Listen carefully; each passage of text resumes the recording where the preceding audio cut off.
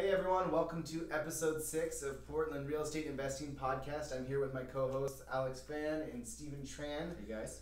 I'm Jordan Lee, and we've got a great episode for you today. Stephen, what's on the docket? Yeah, so we have a great couple, Tylee and Jenny. They're DIYers, so they renovate their own houses.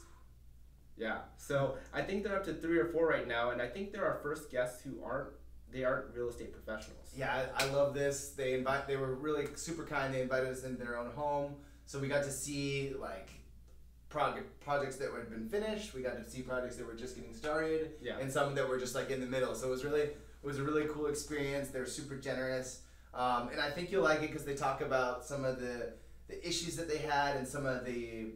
I think he brings his engineering into it. You know, he brings his list and he's very technical about it. So it helps you kind of like understand how to get from point A to point B without professional experience. Yeah, I mean they definitely bring their structure from their other careers into this. I think Jenny was in property management for a little bit, found that idea of like, hey, maybe I should start investing, and now they're on their financial independence journey. And like I said, 3 or 4 properties right now, mostly entirely DIY. And that's like the quick route to get in there is saving some money and buying the next property. Yeah, they got the bug. Yeah. So, yeah. Can't wait for you guys to see it. Here we go. Hey guys, welcome to the Portland Real Estate Investing Podcast. I'm here with my co-host Jordan, and we're here with Jenny and Tylee. How's it going, guys? Hey. Great. Yeah. Thanks for having us. Thanks for having us in your home. It's beautiful. Yeah. Appreciate it. Thank you. Yeah. So, why don't you tell us a little bit about yourselves? Sure. Yeah. So I'm Tylee. This is my wife Jenny, and we've been doing real estate for about 2 years now. Mm-hmm. Yeah. Yeah. Started off with buying our first home. Actually was up in Bremerton, Washington. Oh, in Bremerton. Oh, wow. Okay. Yes. Yeah. Was up there for work, and I don't know. You can kind of share how we transitioned from just being homeowners to being real estate investors. Yeah. So it kind of actually my journey kind of started a little sooner because I worked for a developer in Washington. So they were like a real estate developer. Yeah, Okay. yeah. And so I didn't know it at the time, but now that I have the knowledge, they were doing syndications. Okay. So they were building a 80-unit apartment complex with townhouses on a brand new lot. And so I got to see, I came on as a developer associate and basically a property manager. And so I got to see it from studs to like leased up and people moving in and out. And so that was a cool experience to just glean information. Yeah. I wish I was like in the real estate investing mindset back then, but I had no idea. And you just joined that company because there was a job available? Or? There was a job available. I was looking for a change, and one of my good friends was like, "Oh, you'd be perfect for it." And there was like a discount on rent, so I was like, "Oh, yeah, so like, this is like a house hack, but not really." So you're planning to live there. That's why you got the job. Yeah. So we got to live in a brand new townhouse, right by the water. It was beautiful. Got to pick the end unit. Only shared one wall. You know. Yeah. Well, there's great water views there. That was in Bremerton? Yeah. We were right next to the ferry where it comes in and out, so it was perfect. Just beautiful. So anyway, that's where that kind of started, and I started learning real estate things, I guess you could say, or property management type things. We bought our first house, and so we moved out of that townhouse, and then, life happened, and we're missing home. Portland's home to us, so I was like, let's move back to Portland. I'm like, what? We just bought this house, but we both had to find new jobs. Yeah, it was crazy. It was like the start of the pandemic. So March, I think it was like February of 2020. I was like really getting the itch. Like, let's go home. Let's move back. That's good timing. I mean, rates were really good then, and it wasn't like the market wasn't crazy yet. In hindsight, it was the perfect time to move down here. But during the time, we felt like we were really pushing the limits and kind of crazy for like the world doesn't know what's going on with this thing called COVID-19 and it was I guess kind of courageous of us. But anyway, long story short, Tylee got a job. We ended up finding this house. It was listed on Friday, and we drove down on Saturday and put an offer in. Like, didn't have a realtor, didn't have anything set up yet. We're like, let's do this. And just saw this as the perfect fixer-upper. And so then the conversation was, well, what do we do with our house in Bremerton? I was like, why don't we rent it? Oh, smart. I've got this, you know, education and background in renting 80 apartments out. I think we can do one house. And, you know, exit strategy, if things go bad, we can always just sell it. Yeah, right. Yeah. So, and I mean, like, renting it. Doing it from afar was a big concern when we were first going through that thought process and having that conversation. Was like, okay, like, you know, right now living on site, it's easy to manage 80 units, but what happens when we move, you know, 3.5 hours away, you know, all those things start going through your head of like, what if? And so those were some things that we had to work through to figure out, you know, how do we manage this? You know, do we want to do it ourselves? Do we want to have a property management company do it? But yeah, we're been self-managing it since we moved, and it's been a great experience. Yeah. Was that home that you bought, was it a fixer too, or was that one a newer home? It was pretty turnkey. It was already, you know, somewhat updated. It's an older home. It was built in 1941. Oh wow! But they had, you know, done things where it was pretty much move-in ready. You know, we did slight upgrades, adding like bathroom exhaust fan, dishwasher, you know, a couple of other small upgrades, but nothing huge needed to be done. So. Yeah. And did you leverage equity from that home for your down payment for this house, or how did you make that transition? Yeah, so we didn't, you know, we purchased that as a single family home, and then we moved here. We also purchased as a single family home. We didn't, you know, refi or do anything to that one. So yeah, we just saved up for the down and moved here. And so, you know, as you know, being a primary residence, we could put 5% down, and so it was. So you just did the low down program. Smart. Yep. So yeah, and that was before we knew anything about, you know, pulling out equity or refinancing BRRRR, like any sort of that sort of stuff. So we I feel like we're the opposite of most people, where they get, you know, the bug and they start learning and then they get stuck in this learning mode, whereas we just kind of like dove right in and then we're like, we'll learn as we go, or we'll learn, you know, which, you know, we have, you know, we've delved very deep into podcasts and books and you know, of course, Instagram. There's tons of resources out there for real estate investors. Meetups. That's how we met. So we met through Meetup. Exactly. An investor meetup. So yeah, it was great. And where we met, and then I followed you on Instagram, and I was really impressed because not only do you self-manage, but you do a lot of the work yourself. Can you talk about that a little bit? Yeah, thank you. I think I've always been a DIYer. Just like growing up, I've always loved like arts and crafts and like making things. And then Tylee is, you know, in his trade, I guess you could say, he is a mechanical engineer and industrial engineer, so he's very hands-on and loves learning, like loves learning. Like he'll buy tax books and read them for fun. Tax season's coming up. Right, I know exactly. We're like on a flight, I'm like, I'll just pull up my tax book. You know, like, so maybe I'll come to you and maybe you can give me a discount. So, my taxes are getting quite expensive now. So. But yeah, I mean, I think, well, it originally started with just woodworking. Like, I had just always had this passion for woodworking, and actually started off with just doing small woodworking projects. So like this was a piece that I made, kind of one of the first pieces. Yeah. Oh wow. The little dog bowl over there and the end table and stuff. So it just started off with like doing woodworking projects, and then it was like, you know, have some tools to do it. Like, and then as we got our first home, it just transitioned to like, oh, well, what if we take on bigger projects, right? Yeah. And just, you know, learning how to do it, doing a ton of research, and then just getting the courage to like dive in and try it out. Yeah. I do want to thank our friend Miles though, because his place was the first place we actually like demoed a kitchen.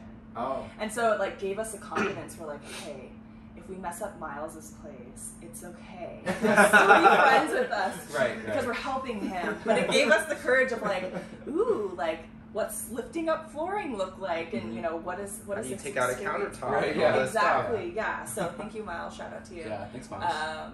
But yeah, I think that just really grew our confidence of like, oh yeah, it's just like a craft project or like a woodworking project, you know, but a little different. I mean, isn't it fun when you tear apart a kitchen or anything? You kind of see how shoddily put together everything is. Yeah. You know, right? It's kind of scary sometimes, actually. Yeah. No, I sometimes think of it when I'm like taking apart a kitchen. I was like, I could easily put this back together because they had it hanging on by strings. Yeah. You know? So, yeah, exactly. But yeah, and I mean, it's just really intimidating when you see, like, your whole life you just experience finished homes, you know, unless you're in construction or you're around that, you know, everyone typically just sees finished homes. So you really never know or see, like, kind of what's behind the wall or how it's built. And so just, like, starting to, like, learn that and research that, you kind of realize you're like, oh, building is, there are definitely complexities, of course, but, like, you know, if you're doing cosmetic rehabs, it's, you know, it's pretty straightforward. You know, it's really easy to learn and understand it once you kind of see the different layers and how it goes together. So you two both work full-time jobs. How do you manage? Maybe I missed that part. No worries. Yeah, no, we used to. Okay. For mental health reasons, I stopped working almost a year ago now. Okay. And kind of stepped back from the 9 to 5. Nice. And have just been kind of focusing on mental health and real estate. Tylee still works at W2, which we're very thankful for. Yep, I still work at W2. That's actually originally like why we moved to Portland, right? When we got that, I mean, we wanted to come back here for family, but I was like, sweet, landed a job here. We had to move because it was going to be in person, and it turned up being remote. So it was like 2 years later, my boss was like, sorry for making you move down here for pretty much no reason. But we're like, no, it's great. We want to be here, but yeah, it all worked out. How do you manage that, like, you know, working a job and then but also doing like a whole remodel at the same time? Like, anytime I try and get into side projects with the house, it's crazy. Like I feel like I start it, but then I can never finish it. Right. Yeah. Well, I think the answer is that whiteboard outside. Okay.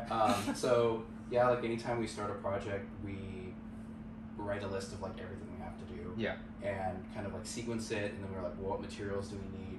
And so I think the short answer is just like project management. Like creating all those things, like, do we have the materials on site? Do we know the sequence? Like, and so yeah, it kind of helps us from feeling lost of like, you know, what should we do next? But yeah, there are days where it's just like, I'm done with work and I don't feel like doing it. You know? Yeah. No, I mean, that's extremely organized. I can tell the engineer mindset's right there. So right. Yeah. No, it's great. Yeah, but it is hard. You know, there are definitely days where you're, you know, when we were both working W-2s, it's like, oh my gosh, especially we both worked from home, so it was like, you're inside all day. Yeah. So sometimes it could be daunting. But then other times it's like, actually it's kind of nice to get out of a chair, up and moving, like get your hands moving, and then you can step back and actually see something that you've created versus just like, how many emails do I send today? You know? Right. But yeah, I think it also helps that we don't have human children. I hear that takes a lot of time, but we do have 2 dogs, and so I think, you know, that's kind of a life hack. A little bit. Oh, the dogs are like that? No, like we don't have kids. Oh, okay. I was gonna say, it's like, how does that work? It sounds like more work. That's true. That is a big time drain. Yeah. So I mean, I think right now we're utilizing the resources that we have at the moment, right? So it's like, okay, if we have time, because we don't have children at the moment, you know, we're able to use that time for DIY and renovation, especially like since the market that we're in, it's very difficult to find contractors that are reasonable costs, that are available, that are reliable. So yeah, you know, eventually we won't have that time, and we will have to, you know, trade the money for someone else to do that. Yeah. But for now, we have that resource, so we're going to use our time. And it's a great opportunity for us to learn, like really dive in, literally get our hands dirty with understanding what's it take to do a kitchen renovation or a bathroom, right? Like, what are the costs? What are the timelines? Quality, so that when we do get to that point where we're hiring contractors, we can kind of go through that and kind of interview them, right? I used to be in HR, so I'm all about interviewing folks and getting, you know, super important. To the source. Oh yeah, definitely. So. Yeah.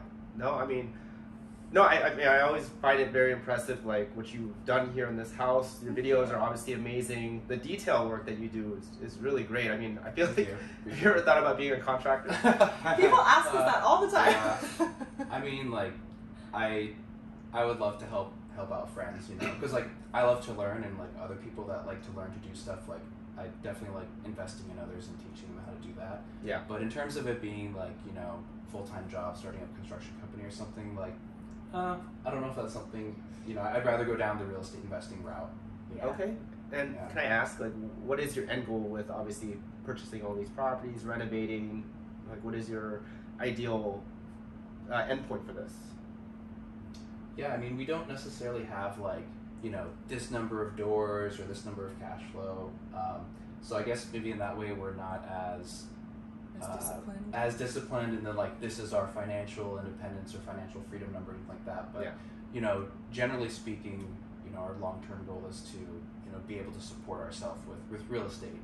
And so, you know, working would be optional. You know, we could still have a W-2 job or still do those things, but you know, the majority of our income would come through passive, you know, income or real estate. So yeah, just to have that time, like eventually when we do have kids, and like being able to spend that time with family or traveling or however we want. You know, I guess that true definition of wealth, right? Where it's like, oh, you have time. You have the option to choose. Exactly. Yeah. So that's kind of our goal. So it seems like, I mean, you've done a ton of projects both inside and outside. What was, for somebody that's like thinking about doing a small rehab or project at their house, what was like a small project for you that you thought was like pretty doable and not too expensive for somebody that's like a total amateur? If you had to pick one. I mean, I would say flooring trim paint would be like a great first thing to try. I mean, cosmetically, right, that's going to be like the biggest transformation. Obviously, LVP or electric vinyl plank is popular now. It's durable, it's fairly inexpensive, and it's really easy to install. So, I mean, that would be, I would say, one of the first things. It doesn't require, you know, you to touch any electrical systems, plumbing systems, structural things. So, yeah, it's, I think, a great first project in my opinion. I don't know, what do you think?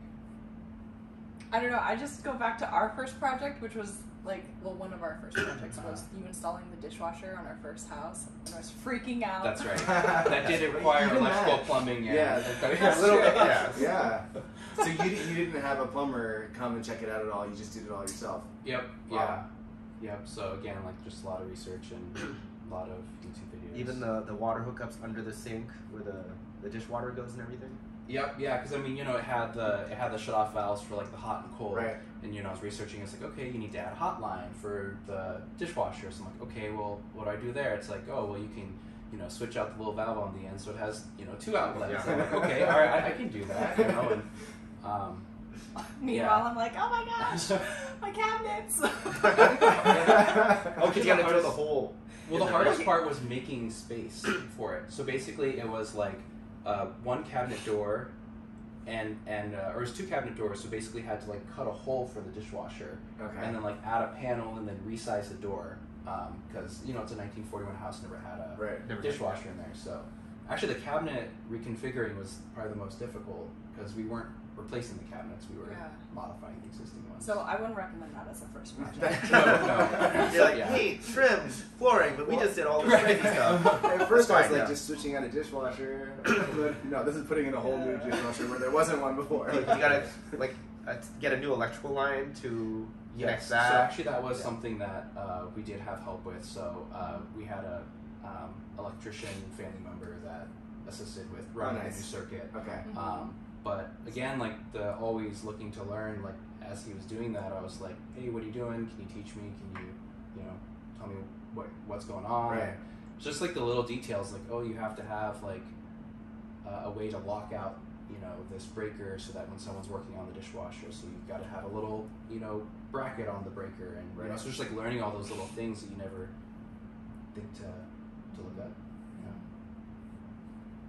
Yeah, I do want to like disclaimer, right, for those folks that are going to try DIY, think safety first, please, with everything, like PPE, personal protective equipment, like protect your eyeballs, protect your ears.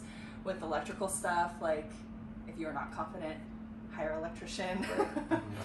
Terrible with safety. All my videos are with me like using my circular saw, no safety glasses. I'll make this work. I'll just close my eyes, it'll be fine. So.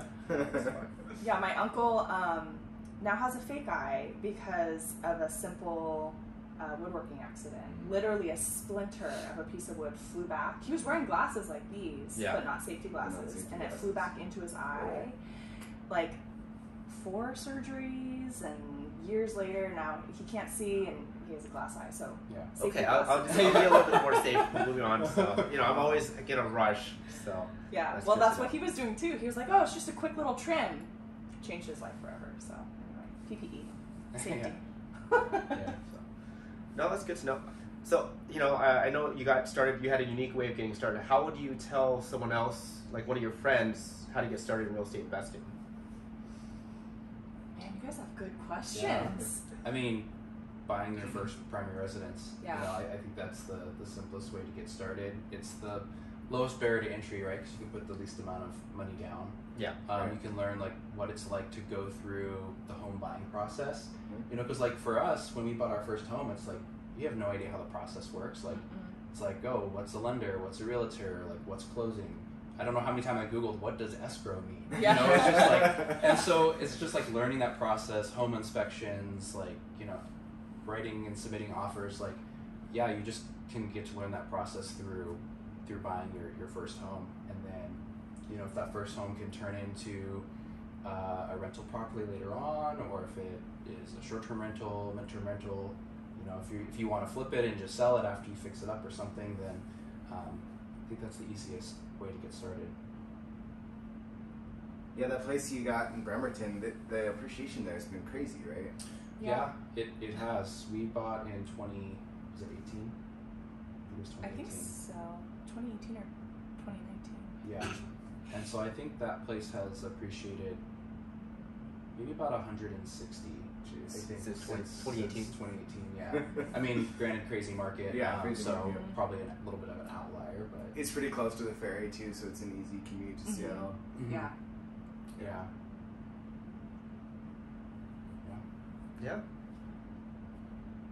Well, obviously you guys have a pretty interesting Instagram. Like, is there any plans with that? You do a lot of DIY. Is there any plans on building that DIY page up? Potentially. I mean, I never want to shut any doors. It really just started because we just had so many projects going on, and we were moving so quickly that we couldn't keep up with telling our friends and family what we're doing. And so every time we'd catch up with them, we'd be on the next project or next house, and they're like, wait, what happened to this house, or what happened to this project? And so I was like, you know what, why don't I just start an Instagram page, and then that way everyone can see what we're up to at the same time, and get updates and stuff. And that's kind of how it started. But other people started following us, which was super humbling. But I was like, oh wow, other people are interested in learning too, and just seeing our journey, which is kind of cool. But I don't know, maybe one day we'll do something with that. But right now I think our main focus is just real estate, right? Keeping our focus on that. Because, social media, obviously, it can be its own job. Yeah, right? exactly. Yep. And it is work to post things and remember, I gotta stop, I'm gonna record real quick. Gotta edit that. Gotta edit that. That's probably my thing, right? I'm like, oh, I want to go and get the project done, and she's like, oh wait, we gotta do this, film this or get this angle, and I'm always like, but she does an awesome job doing all of that. I don't even have an Instagram, so to be honest, because you guys share it's all her. Yeah, it's all her. So what's your account at now for followers? 380 or something. Okay. So. No, I mean, I was watching it. It looked really good, so I was really impressed. That's why I was like, man, I gotta talk to these guys. Yeah, it's been encouraging, and it's also fun because other people who have more experience than we do will give us tips, which is super helpful. And it's just fun to interact with friends that are states away, and strangers that are also states away that are just relating. We've definitely built out some a great network of real estate investors all the way in Pennsylvania and cool. Hawaii and just everywhere. It's actually really cool. So yeah. Do you plan on continuing to do the primary hop, or buying a new primary and renovating? Is that sort of the path that you're looking at, or do you think you'll be more out of state, or what are your thoughts on that?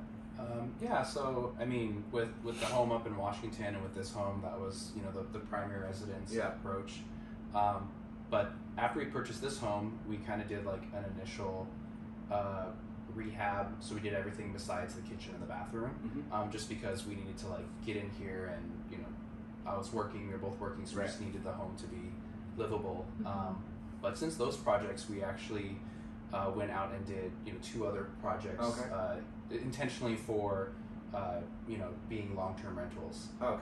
So we started those projects. We actually did a joint venture with one of my really good friends that I grew up with. So, nice. Yeah, we did 2 investment properties. The first one was a single-family home in the Beaverton-Aloha area, and then the second one was a condo over in Clackamas. And with like, again, going back to like the loving to learn part, with those journeys, every single time we got to learn something new. So with that first property, working with him, it was like learning how to work with someone else. Like, how was that? Partnering with someone? How was that project management? And I mean, were you guys the primary ones doing all the work, or was the physical work, or did you guys team up, or how did that? Yeah, no, great question. So yeah, we did all partner up in terms of doing the work. So luckily, you know, my buddy is pretty handy as well. Nice. You know, we were all involved in helping with the renovation. You know, helping with, you know, the financing of it, helping with, you know, we each had our own areas of expertise, so we could kind of lean on that. But I think him being a really great friend from, you know, growing up, there wasn't as much risk or maybe protection that you need to put up if you were meeting someone for the first time and then setting up a joint venture. Right. But for that deal, you know, every deal it's like, what can we learn? So like for that first deal, it was learning how do we set up an LLC, how do we get a business bank account set up, you know, how do we make sure we're tracking all of our expenses and financing and all that stuff separately for a business. You know, how do we work with the other couple? So it's a husband and wife as well, so it's 4 of us total. And yeah, so he had some experience with running a business in Oregon, so he was familiar with, you know, setting up business name and taxes and stuff like that. Right. We had the property management experience, so he kind of helped get things set up, and then when it came to rent it out, then, you know, we were able to list it and screen tenants and place tenants and write up leases and all that stuff. Yeah. So. But the work was definitely 50-50. I mean, you know, it's like, oh, what time are you going to work today? And then like we'd kind of arrive at the job site at the same time. We'd have like lunch breaks together, and like, so it was fun. Enjoyable. It wasn't all like work, right? I mean, Yeah. like sit in the backyard and, you know, have fast food together. You know, Right. like. Did you guys ever feel like the balance of work was skewed at any time, or was this even the whole way? So Tylee is a workhorse, and our business partner is very much like, let's take a break. Let's have a beverage and like, so it was a really good balance. Okay, that's good. He pulled you back a little bit. So. Right. Yeah, and then vice versa. Like, okay, break time's over. Let's get back to work. Right. He's like, you know, it's 2 a.m. We should probably stop painting. Yeah, you're right. You know. Yeah, we should. So yeah. And how did you set up the financing? Did you do the private money route and then refinance out, or? Yeah, we did investment property loans. So we did 20% down. Eventually, yeah. Okay. Yeah, and so, you know, the 20% down is a lot if someone is doing it for themselves. I guess it depends on your market. But for us, because we could kind of come in with, you know, 50-50 for us, it was like 10% down. Yep.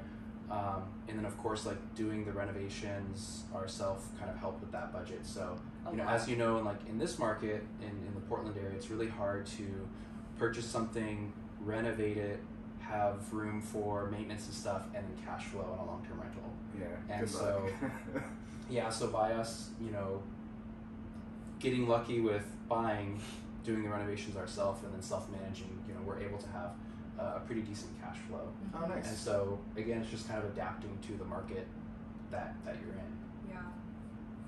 Okay, great. Yeah, and then we did refi both. After some time, I think it was like 6 or 8 months or something after that, we refi. You guys get the low threes. Was it to pull out cash, or was it to like just kind of lower your payment, or? Yeah, so like as we started, we saw like rates starting to go up. We're like, okay, let's refi so that we can pull that cash out, and then we could roll it into a future deal. Yeah, that makes sense. Mm-hmm. Yeah. So we. Yeah, but to go back to your main question, we're kind of figuring it out. So our next move, actually, like typically our move has been like long-term rentals, but I really want to try midterm rentals. Yeah. And so we plan on turning this property into a midterm rental. Which, for our audience, is that cut off 30 days plus, or? Yeah, we're thinking like 30 to 90 days, like travel nurses, traveling professionals, etc. And then house hacking with my grandparents. So it'll be a different adventure. So again, like trying to learn, but really it's just to help out family, So yeah. Nice. That's great. Well, I know you have to go. I know you have a meeting. So if people are looking to kind of find you, how can they get a hold of you? Instagram at Hapa REI, so HAPA_REI. Great. Yeah. Great. And Jordan? Thank you so much. Yeah. Thank you. Oh yeah, thank you so much. We really appreciate you guys coming on the show, and we'll link everything in the video. Okay. Awesome. Thanks, guys. Yeah. Thank you. Have a good day.